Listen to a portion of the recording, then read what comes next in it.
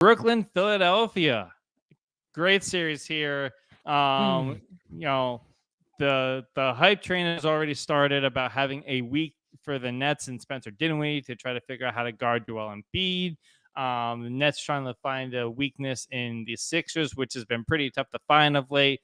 And then, trying to get Embiid off the floor. That's what the Nets are going to be looking at. From the Sixers perspective, it's going to be how healthy is James Harden, another big X factor in this first round. So Nets Sixers, what are you thinking here? As optimistic as I'd like to be, especially with some of the storylines, like Mikal Bridges, Philly boy going back home, spurned by the Sixers on draft day for Zaire Smith, one of the all-time worst draft day moves, for sure.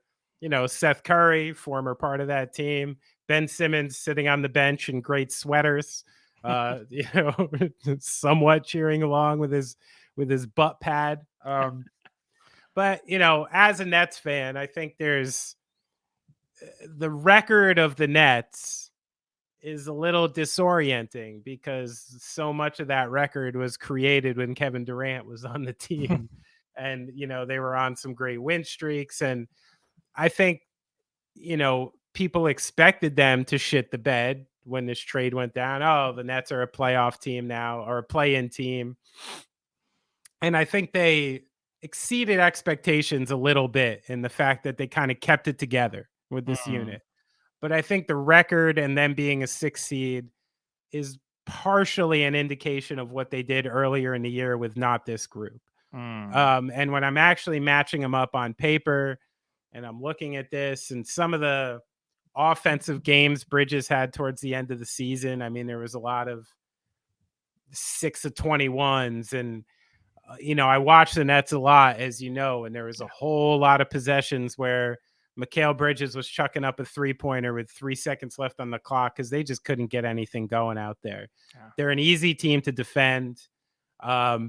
Every time Embiid has gone up against Claxton, it's a fucking nightmare. He's got like 100 pounds on him, and he just knocks him around. And as much as I would like to say the Nets are going to give him a hard time, I think they might give him a hard time a game or two. They'll come out with some interesting stuff. They have some interesting lineups they can throw out to kind of maybe throw Philly off, and I assume they'll do that.